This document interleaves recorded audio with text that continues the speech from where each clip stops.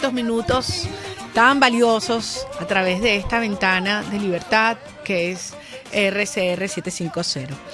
En la dirección general, Jaime Nestares; en la gerencia de producción, Willy Arcaya; en la producción de nuestro programa, Catherine Manzano, Justo Navarro, María Alexandra Nogales; en los controles, César González; y como siempre, mi agradecimiento a Euler Guillén, con cuya música arrancamos siempre nuestro programa. Quiero recordarles que los que nos están siguiendo por Periscope, también por YouTube y por Instagram, pueden interactuar con nosotros, y recuerden que por Twitter pueden escribirnos a mi cuenta @mariacorina_ya, a la cuenta de 20 @20venezuela, @prensa_mcm, y por supuesto a la cuenta de RCR 750.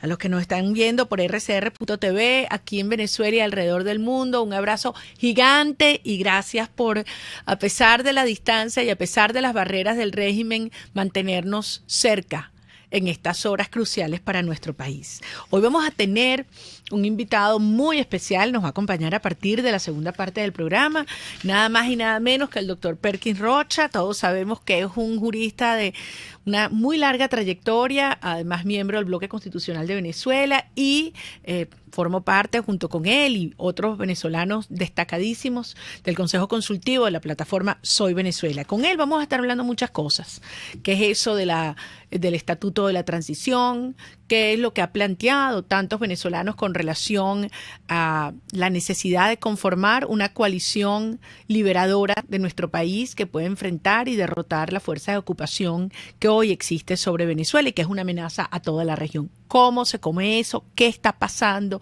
¿Estamos avanzando? ¿Qué podemos hacer cada uno de los venezolanos de los aquí y alrededor del mundo para lograr lo que es una absoluta urgencia, que es la salida de Maduro y las mafias del poder? Y hablando del daño que Maduro y las mafias le han hecho al poder, quisiera hoy comenzar el programa refiriéndome a una reflexión que compartí con ustedes, una opinión en mi artículo dominical en el 2001. Y tiene que ver con un tema que es medular para la Venezuela que viene después de la salida de estos criminales. Y es, ¿qué vamos a hacer con esa relación entre el Estado y el ciudadano? ¿Qué hace el Estado? ¿Qué debe hacer el ciudadano? Porque tenemos que ser claros con algo. El socialismo, el centralismo, el estatismo, el populismo y el clientelismo no comenzó con Chávez. Desde décadas y generaciones previas lo padecimos. Obviamente, una vez que llegó esta tiranía mafiosa, se exacerbaron esas prácticas y, por supuesto, se incorporó una dimensión criminal, militarista y con vocación expansiva que tanta destrucción le ha hecho a nuestro país. Por eso yo escribía el domingo lo siguiente, decía: privatizar ya no es grosería. Arepas, bicicletas, satélites, camiones, café, azúcar, cabillas, celulares, ganado, petróleo, todo, absolutamente toda la producción en manos del Estado, o realmente en manos de burócratas del gobierno. Y mientras tanto, la gente trabajando para servirle y comprando y comiendo lo que ese Estado decida. Exprópiese, él gritaba, y se llevaba por delante los ahorros de una vida o de varias generaciones de trabajo decentes que habían sido invertidos en una carnicería, en una finca, en una posada, en una zapatería, en un central azucarero o en una empresa de servicios petroleros. Más de 5 millones de hectáreas de tierra productiva arrebatada, cientos, miles de comercios y empresas robadas a sus dueños. La aniquilación de la propiedad privada en aras de una supuesta propiedad comunal. Como era previsible e inevitable, terminaron quebrando las empresas, todas las que ocuparon, destruyeron la producción nacional, acapararon la importación y saquearon y quebraron a la propia PDVSA. Por supuesto, el resultado es escasez, inflación, hambre y éxodo. La obsesión socialista durante los 20 años, estos últimos 20 años, pretendió convertir la palabra privado y privatización en groserías. Pero lo que lograron es que precisamente lo que sea grosería es la palabra socialismo. Inventaron que al estatizar estos bienes privados hacían justicia social, entre comillas. En realidad, esto lo que era la cobertura para el saqueo. Los venezolanos sufrimos en carne propia lo que significó arruinar una nación en medio de una bonanza petrolera, la más grande de nuestra historia. Y no nos pueden alegar que fue por falta de plata, porque la hubo y en exceso. En Venezuela hoy existen más de 500 empresas estatales, todas arruinadas, prestando pésimos servicios a sus consumidores, o están todas paralizadas. La mayoría de ellas funcionaban eficientemente antes de ser tomadas por el Estado. En las que todavía se encuentran activos, la corrupción y la falta de mantenimiento de las instalaciones va como un cáncer, destruyendo lo poco que queda de ellas. Todos perdemos con esta tragedia. Los consumidores se quedan sin productos de calidad a precios competitivos. Los trabajadores pierden sus empleos y los emprendedores pierden su propiedad y sus ahorros de toda una vida. Ese Estado voraz que ocupó todos los sectores productivos, simultáneamente fue volviéndose más incapaz de proveer los bienes públicos que son propios de un gobierno, como lo es la seguridad personal, el ejercicio de la soberanía, un sistema de justicia sólido, autónomo e independiente que garantice Estado de Derecho, seguridad jurídica y la igualdad ante la ley, y la garantía al acceso a la educación y a la salud de primera calidad. Afortunadamente, aquí cerca de Venezuela las cosas ya están cambiando. Veamos lo que está pasando en Brasil justo esta semana. El gobierno del presidente Jair Bolsonaro anunció la privatización de 9 empresas, que junto a otras ya son 17 que pretenden o que anuncian van a ser privatizadas. Entre ellas, la enorme empresa de correos de Brasil y el puerto de Santos, que es el más grande de América Latina. Esto es una demostración de una clara disposición de Jair Bolsonaro de abrirse a los mercados, en promover la inversión extranjera, en estimular la generación de empresas y creación de empleos para que haya una sociedad autónoma, productiva, generadora de riqueza, y que hace con sus impuestos que el gobierno sea dependiente de la sociedad y que sea el Estado el que está obligado a rendirle cuentas al ciudadano, a la gente. A pesar de 20 años de socialismo mafioso, en Venezuela hoy estamos más claros que nunca de lo que funciona y de lo que no funciona. Y por lo tanto, de la necesidad impostergable, a partir de un proceso de transición, de llevar adelante 2 grandes transformaciones. La primera tiene que ver con la dimensión, digamos, ideológica, la perspectiva ideológica. Y eso se trata de construir un Estado sólido, pero muy reducido, que esté al servicio del ciudadano, para que estos usen todo su potencial en crear y producir riqueza. Es la gente la que crea la riqueza. Y por lo tanto hay que empezar por privatizar aquellos activos que están en manos del Estado y que por eso se impide, y que ello de por sí impide que nosotros podamos como ciudadanos proveernos de bienes y servicios de calidad. La segunda transformación importante es en el ámbito ético. Desde el gobierno tenemos que garantizar el Estado de Derecho que acabe con la impunidad y que sea también garante de un sistema de competencia amplio y justo, sin privilegios, sin corrupción. Se acabó el clientelismo, los privilegios y los favores en este país. Sí, la realidad es que enfrentamos una encrucijada. Es la oportunidad única de producir una ruptura histórica con las prácticas estatistas, populistas, clientelares y socialistas que produjeron un Estado hipertrofiado y un ciudadano pequeño. Vamos a un país de emprendimiento y propiedad, de trabajo, innovación y excelencia, en el cual absolutamente todos los sectores de la actividad económica estén abiertos a la competencia, con transparencia y reglas de juego iguales para todos. Entonces, solo entonces Venezuela será grande, próspera, justa y rica. Y precisamente, hablando de riqueza, no quiero dejar de mencionar lo que ha sido la destrucción del régimen que en estas últimas horas se ha evidenciado o se ha recordado. El domingo 25 de agosto se cumplieron 7 años de la tragedia de Amuay. Yo recuerdo ese día como si fuera hoy.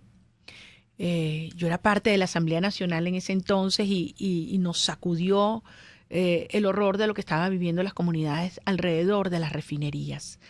Gente que muchas veces sus padres trabajaron allí, que han dedicado toda su vida a proveer servicios y no trabajan directamente en las refinerías, y que se han ido dando cuenta, estos venezolanos, día a día, cómo el solo hecho de estar allí representa ya un riesgo enorme para sus vidas.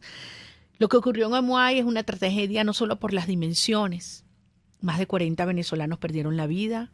Todavía hay venezolanos desaparecidos, cientos vieron sus hogares destruidos, propiedades perdidas, pero sobre todo fue el cinismo y la crueldad del régimen, y en particular de Hugo Chávez, que se presentó allá y frente a los trabajadores, a los vecinos, a los familiares de los muertos, dijo textualmente: el show tiene que continuar.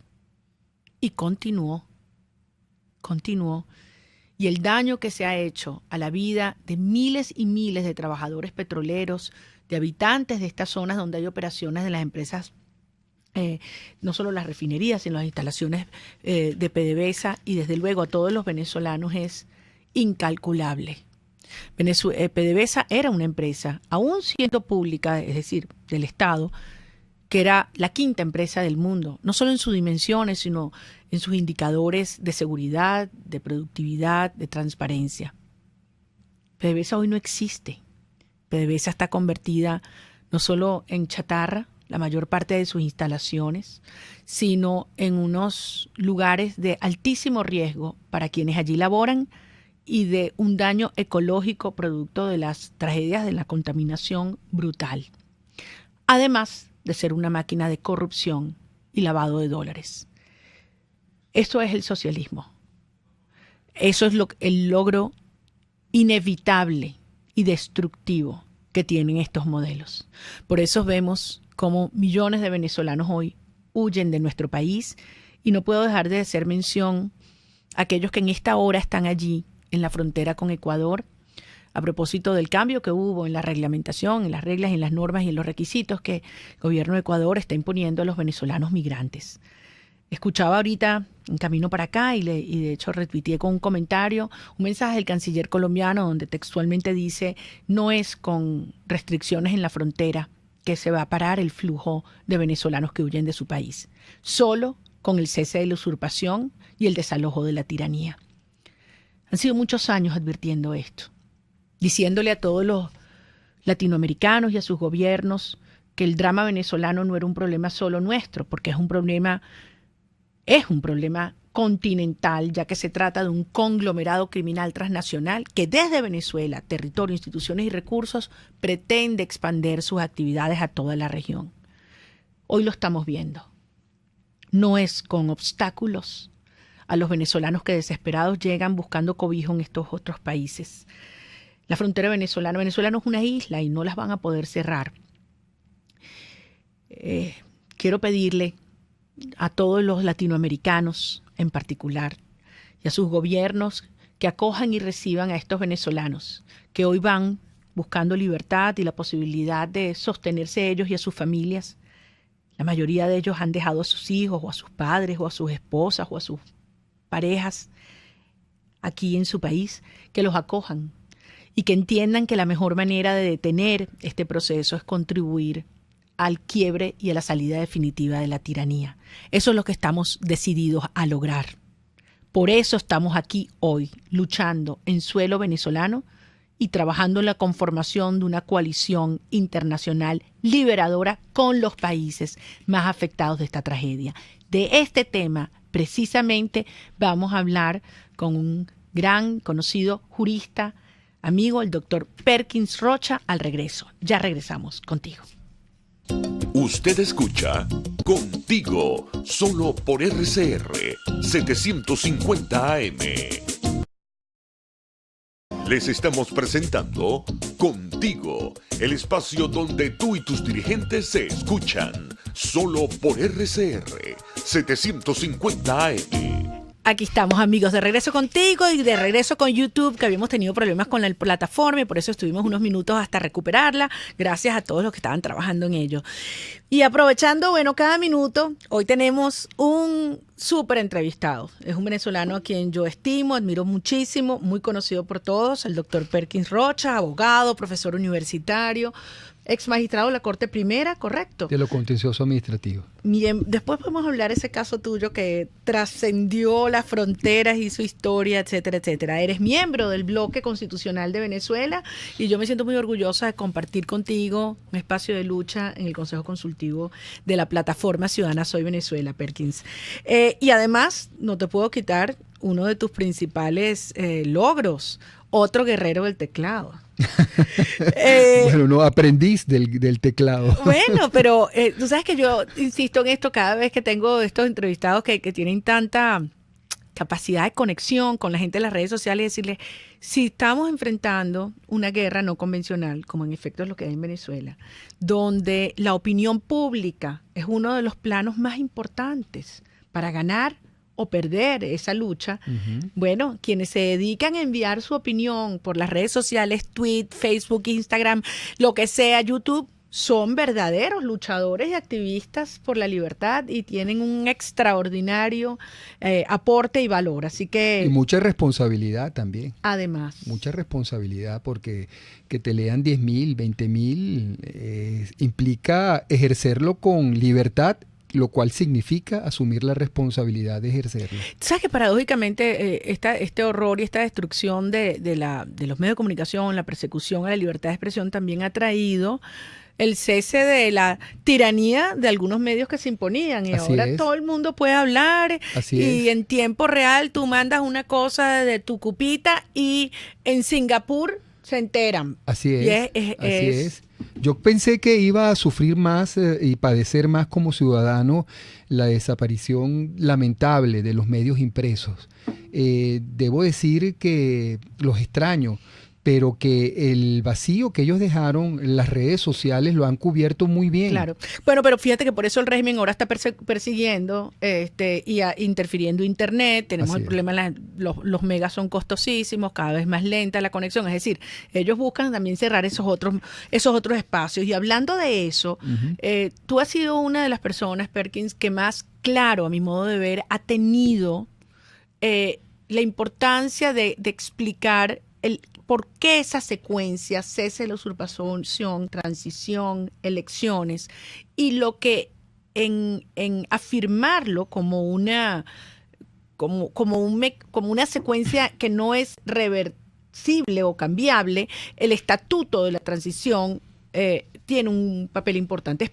Podemos hablar de eso. Perfecto. ¿Qué es el estatuto? ¿Qué Perfecto. establece el estatuto en ese sentido? ¿Cómo fue que eso se aprobó? ¿Y por qué aquellos que están planteando en diálogos, en qué sé yo, negociaciones en Barbados, Noruega, que eso se puede cambiar? Hay que decirle, eso hoy en día es parte de la ley venezolana. Sí, hay que decir o significar, María Corina, que el Estatuto de la Transición, considero, es después de la Constitución del 99, el instrumento político más importante que hemos producido en estos 20 años. Y sobre todo el más legítimo, incluso más legítimo que la propia Constitución. Es el instrumento para desmontar un régimen. La Constitución fue un pacto político en una supuesta paz. Bueno, y unas condiciones además muy cuestionables. Muy adversas, muy Totalmente. adversas. O sea, lo que pasa es que vinimos a aceptarla por la fuerza de la tradición, que significaba de alguna manera la ratio juris inmersa dentro de la Constitución, que independientemente de las formas prevalece. Alguien puede estar en contra del derecho de participación, alguien puede estar en contra. Los principios fundamentales, de alguna manera, se mantuvieron. Ahora tú dices que el estatuto es aún Más importante, porque el estatuto, independientemente de que... Por cierto, aprobado el día, aquí está, ¿no? Fue en aquí está la enero fecha. de este año. Ya te voy a buscar la fecha aquí. Febrero. 5 de febrero, tienes razón. 5 de febrero. Uh-huh. Del 2019. Este estatuto significa políticamente para la masa disidente de la mayoría de los venezolanos, que somos más del 80-90%, y fíjate que digo masa disidente y no masa opositora, que es menor.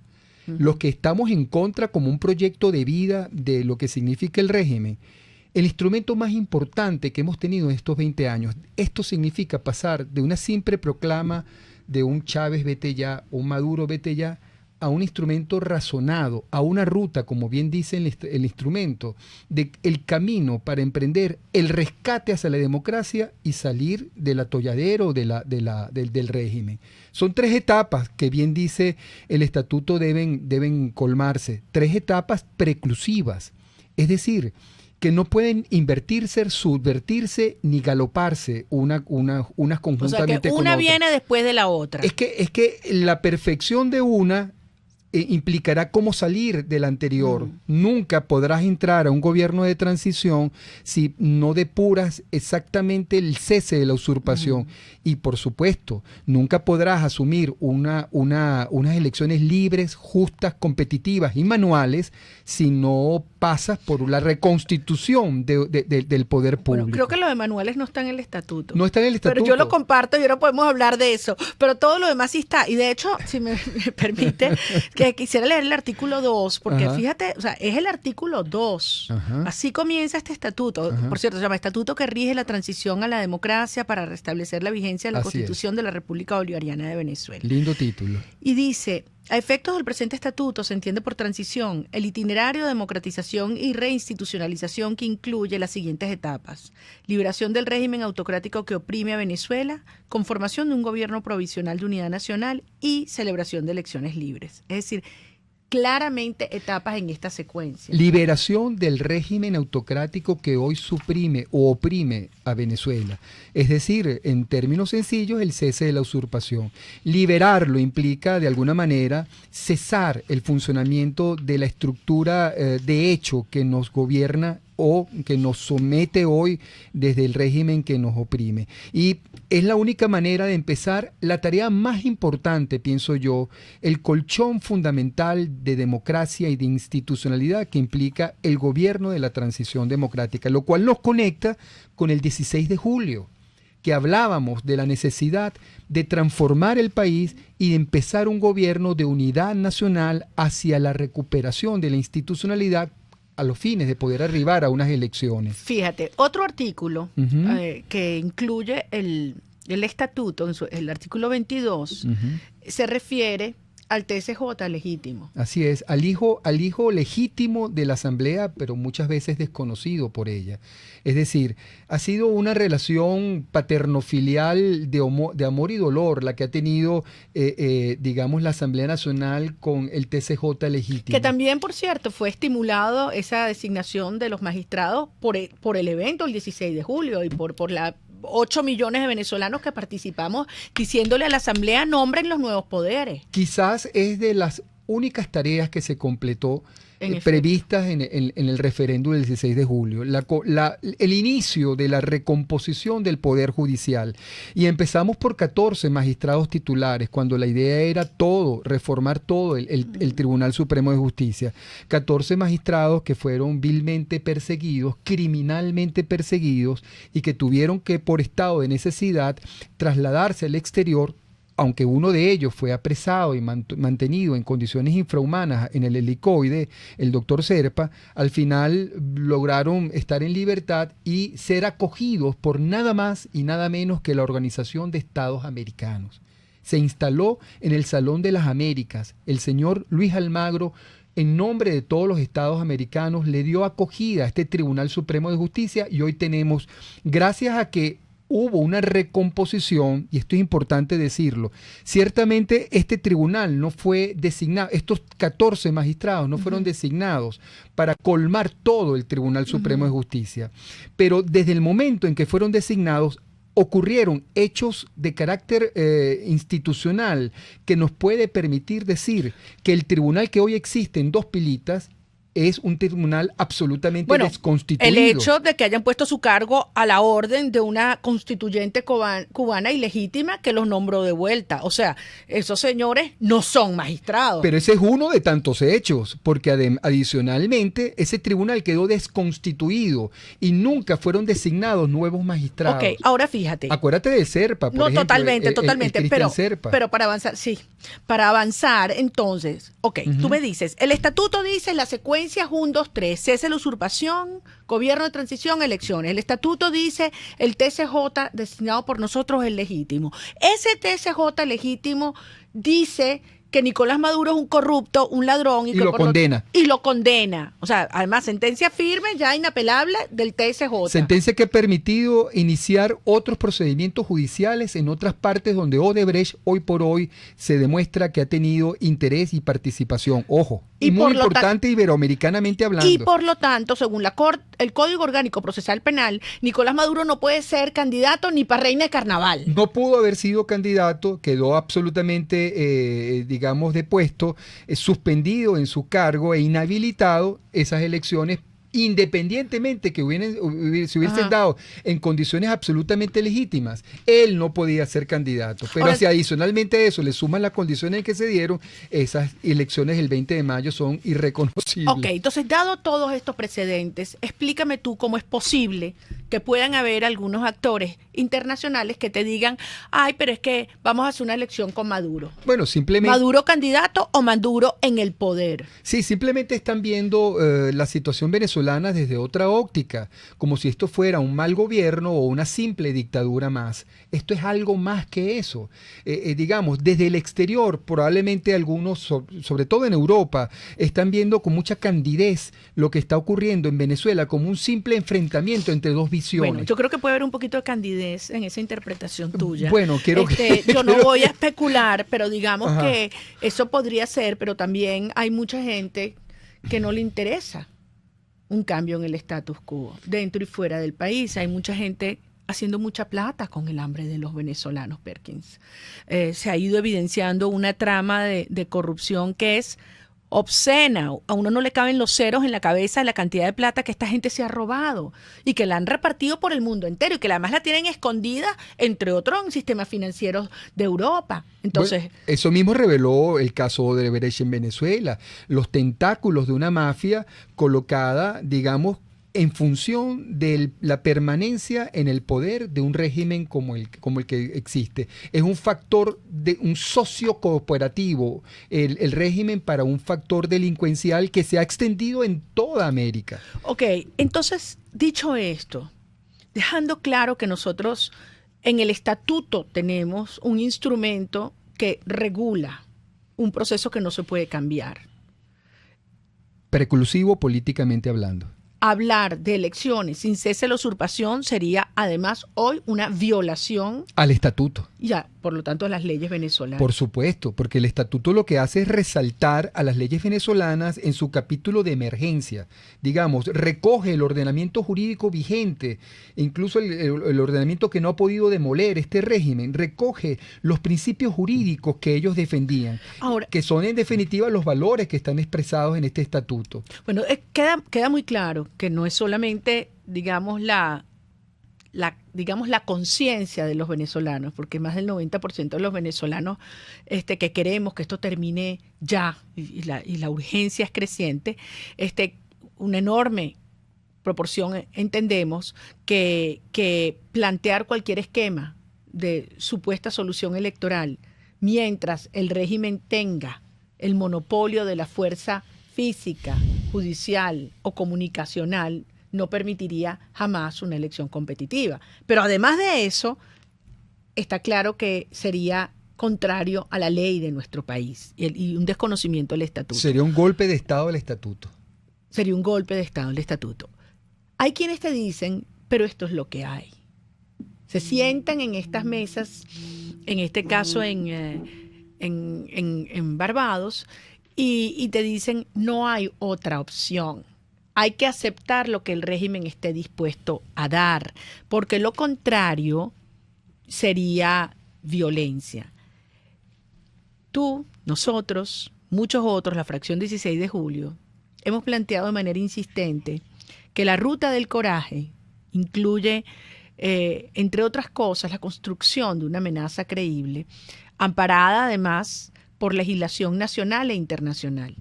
Nacional, el artículo 187, numeral 11, internacional, el Tratado Interamericano de Asistencia Recíproca, TIAR, y el principio de responsabilidad de proteger. Yo quisiera que al regreso de esta pausa nos explicaras el valor y el significado que tiene, por ejemplo, la decisión ya adoptada con el TIAR y por qué es tan importante continuar en esta ruta, a pesar de, digamos, las resistencias que han habido en el seno de la Asamblea y en algunas organizaciones políticas. Vamos a una brevísima pausa, amigos, y regresamos conversando con Perkins Rochas. Contigo. Contigo, porque nos preocupan las mismas cosas.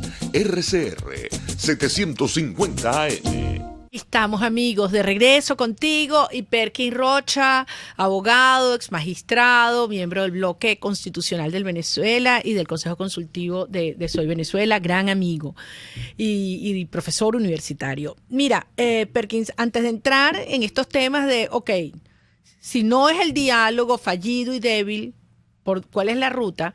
Te escuché decir algo en estos días que me pareció muy acertado, directo. Tú decías, hay que poner a la sociedad venezolana nuevamente en modo cese de la usurpación. ¿Cómo es eso? Bueno, primero entender que si todos estamos casados con el Estatuto de la Transición y lo que queremos en definitiva es arribar a una institucionalidad que nos permita libremente, sin el régimen, depuesto el régimen y todas sus raíces, tanto políticas como comerciales, ir a unas elecciones realmente libres, justas, competitivas y manuales. En definitiva, tenemos que trabajar por esa primera etapa y esa primera etapa es el cese de la usurpación. Entonces, de lo que se trata no es pensar en etapas por venir. De lo que se trata es, en primero, de pisar tierra y saber en qué momento estamos. Es decir, no es modo electoral. No es modo electoral, ni tampoco es, lamentablemente, todavía modo de transición. Hay que decirlo. Todavía no se ha iniciado la transición en Venezuela. No se puede iniciar la transición en Venezuela mientras tengamos una persona condenada penalmente tratando de emular a un presidente de la República. En consecuencia, ¿qué hacer? Porque todo el mundo le pregunta a uno, pero ¿qué podemos hacer? Todo está en manos de Guaidó, todo está en manos de los diputados, todo está en manos de los embajadores que están en el exterior. No, todo está en manos de todos. Y todos deberíamos colocarnos en modo cese de la usurpación. La pregunta que debemos hacer todos, particularmente los ciudadanos disidentes, es ¿cómo puedo colaborar para que el cese de la usurpación se logre? Y eso en definitiva se puede hacer desde unas cosas muy sencillas, que es primero tomar conciencia y segundo entender que yo no puedo reconocer a una persona como presidente, pero tampoco puedo reconocer a toda su estructura como válida. La gente dice, bueno, sí, pero si no lo haces te meten preso.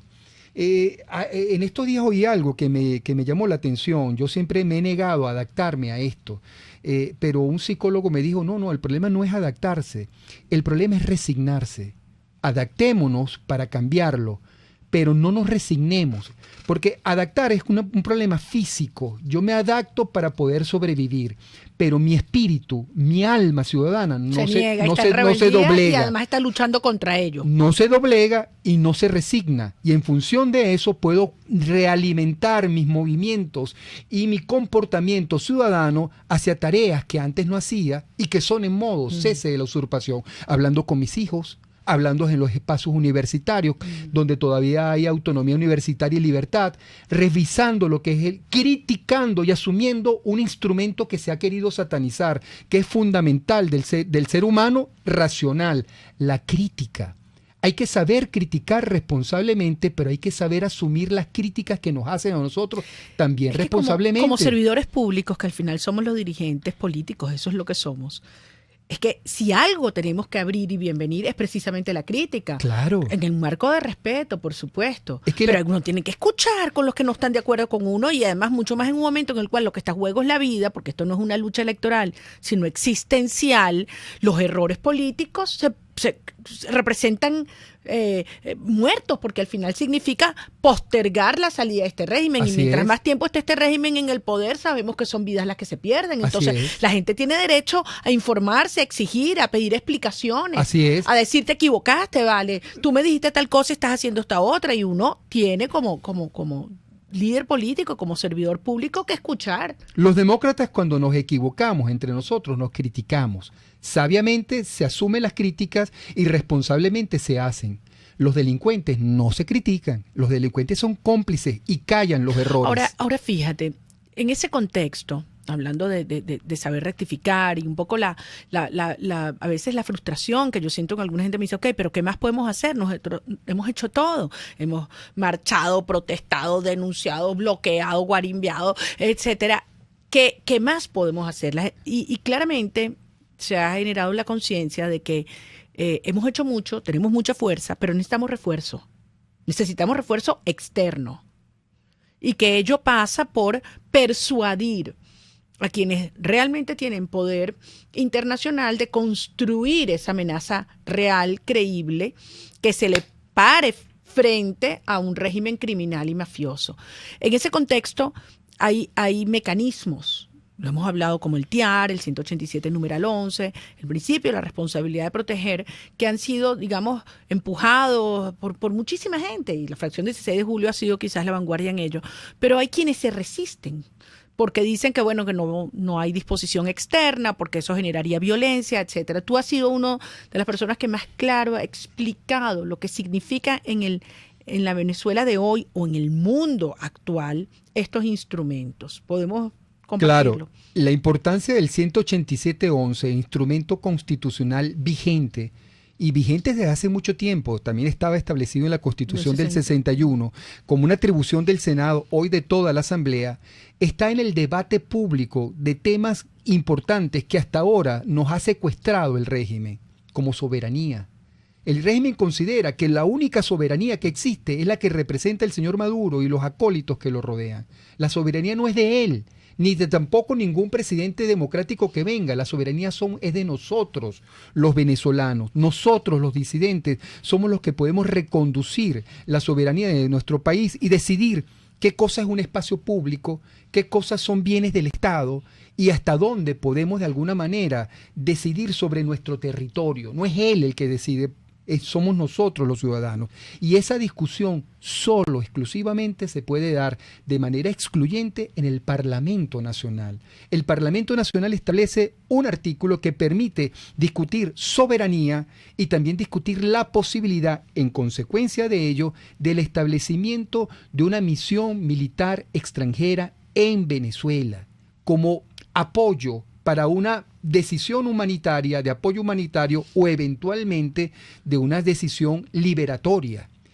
El problema de Venezuela radica en que nos hemos desinstitucionalizado y una de las importantes instituciones que han desaparecido, lamentablemente, son las Fuerzas Armadas. ¿Cómo puede el ciudadano de alguna manera ir construyendo salidas de fuerza que no son contrarias a la Constitución, porque fuerza no es violencia, fuerza es firmeza, fuerza es contundencia en los argumentos y nada más contundente que los derechos constitucionales?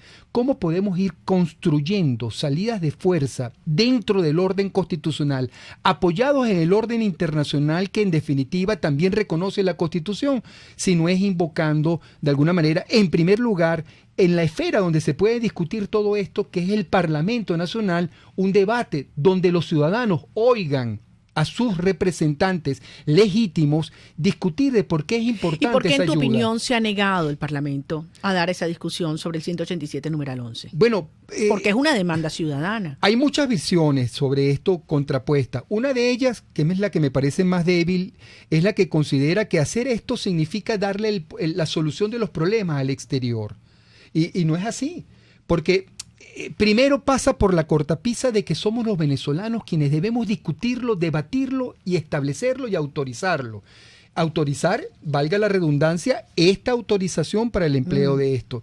Segundo, que también nos coloca en una decisión donde el único operador, una vez autorizado el empleo de esa misión militar extranjera, el operador internacional de esa situación sería el presidente interino. Y algunos ven debilidades probablemente en el presidente interino para lograr la conformación de esa coalición. Y algunos nos acusan, o por lo menos acusa el sector que lo hemos pedido, de que lo estamos haciendo con la intención de develar las debilidades del señor Guaidó para lograr ese acuerdo internacional. Yo digo, bueno, si el señor Guaidó ha venido construyendo un importante apoyo con sus embajadores, ha puesto gente de calibre como Gustavo Tarre en la OEA, a Vecchio en Norteamérica, a otros embajadores, Calderón Berti en Colombia, pues en definitiva estamos hablando de interlocutores que el señor Guaidó tiene, y lo que tiene que en definitiva ir tejiendo una coalición en lo que yo considero debería ser lo indiscutible, el apoyo humanitario a Venezuela. Si logramos una coalición internacional militar que acompañe la ayuda humanitaria, no estaríamos hablando de nada que no se oponga de alguna forma a los derechos humanos. Y que se enmarca en el principio de la responsabilidad de proteger, que el propio Luis Almagro en la Organización de Estados Americanos ha estado invocando y recordando de manera insistente. Y que es un principio universal. Así es, de las establecido Naciones Unidas. En el 2005. En las Naciones Unidas, en septiembre de 2005. Y al final lo que fue concebido para prevenir un genocidio. No tiene un contenido beligerante, tiene un contenido de apoyo militar a una gestión humanitaria. Y que lo que tantas veces hemos dicho, hay gente que dice, bueno, pero esa acción traería violencia, y nos dice, precisamente está concebida para detener la violencia y detener la muerte. Detener los obstáculos a la implementación de esa ayuda humanitaria. Y al ejercicio de los derechos humanos pleno en nuestro país, que ya nadie lo puede dudar. Así es. Ahora, en ese contexto, la aprobación del TIAR luce un paso positivo. La aprobación del TIAR en cuanto a que nos acerca a la visualización de los apoyos militares internacionales es un paso importante, además que nos conecta con el sistema interamericano de justicia. Pero hay que entender que el TIAR forma parte de un instrumento de protección internacional para otro evento, el evento en donde recuperado el cese de la usurpación, logrado el cese de la usurpación y recuperado un gobierno de transición, nos protejamos de una invasión o nos protejamos de un ataque internacional. Es un instrumento para proteger a los venezolanos de una invasión. Es decir, por ejemplo, si tenemos problemas con algunos estados o algunas falanges que hay aquí dentro del país internacionales que debemos desalojar cuando estemos en un gobierno de transición, probablemente podríamos invocar eso. Pero la ayuda humanitaria y el 187.11 consolidan otro aspecto, otro ángulo mucho más agudo del problema. Es simplemente antes o colaborar con el cese de la usurpación, trayendo una coalición militar extranjera que ayude y acompañe el apoyo humanitario a los venezolanos. Nos quedan 2 minutos, Perkins, pero no quisiera dejar de abordar una serie de acciones que ha venido teniendo lugar por parte de la comunidad internacional y en particular del gobierno de los Estados Unidos, que indican el acompañamiento a esta ruta del coraje. Me refiero, por supuesto, a la aprobación de la orden ejecutiva donde se establecieron un conjunto de sanciones, que además fue muy oportuno, porque si Maduro lo que pretendía es que con esas conversaciones, ese diálogo de Barbados, le iban a quitar las sanciones, dice no solamente no te van a quitar las sanciones, sino que vamos a poner más. Y las nuevas acciones designando personas como buscados, como los juicios, las informaciones que empiezan a filtrarse sobre la trama de cada vez más sobre la trama de corrupción. Es decir, parece claro que el gobierno de los Estados Unidos, al igual que nuestros principales aliados, Colombia, Brasil, están claros que la ruta es una ruta de fuerza incremental en los términos que tú describes, pero que necesitan una interlocución firme, coherente, consistente, confiable y una nación unida alrededor de ese camino. ¿Qué mensaje le enviarías tú entonces a la dirección política y después a cada uno de los venezolanos en esta hora? Con las últimas sanciones quedó claro que el team representado de representantes de la oposición venezolana no tienen el control del elemento más importante. El team en el diálogo. Los representantes del diálogo de las fuerzas opositoras no tienen el control de lo más importante que es para el régimen, que es el cese de las sanciones. Es decir, si ese era el motivo, si esa era la única herramienta que había construido la oposición que fue a negociar como amenaza, pues demostró que no la tienen. El control de ese elemento no está en manos de ellos, está en manos de otros factores internacionales que no están de acuerdo con ese que no solamente proceso. No están de acuerdo, sino que en definitiva están dispuestos a aumentar la presión. Hay un elemento ético que no me canso en en destacarlo, María Corina. Esas sanciones también tienen que tener, la están pagando a la larga, no tanto nosotros, sino las futuras generaciones. Un poco éticamente hay que entender que votar mal o cohabitar con un régimen o dejar que el régimen vaya siendo, reacomodándote para que llegue un momento en que yo pueda ver en qué momento lo saco, tiene sus consecuencias negativas. O sea, aquí en Venezuela hubo una importante, digamos, de buena fe, grupo de venezolanos que creyó en lo que el señor Chávez había dicho. Y esto son las consecuencias de aquellos polvos, vienen estos barros. Esto queda como una lección histórica de que si escoges mal, cuando llega el momento de escoger libremente, si escoges mal, eso tiene consecuencias. No es solamente ir a votar por, bueno, déjame ver por quién es el más bonito. No es un problema de escogencia de popularidad, es un problema de visión del país que quiero y que deseo. Así es. Y estas son las consecuencias de haber electo y haber decidido mal en un periodo muy importante de Venezuela, cuando no quisimos ver, en definitiva, comportarnos como ciudadanos estadistas, sino comportarnos simplemente como el simple tránsito en Venezuela. Es que el populismo ha hecho estragos dramáticos a la historia de nuestro país y, como tú bien dices, los hemos pagado muy caro, pero también hemos aprendido mucho, Perkins, y si algo yo me siento profundamente orgullosa al escucharte a ti y ver tantos venezolanos en cada pueblo, cada rincón de Venezuela y alrededor del mundo, es asumiendo hoy un ejercicio de la ciudadanía con todos los riesgos que ello implica y con una profunda conciencia histórica.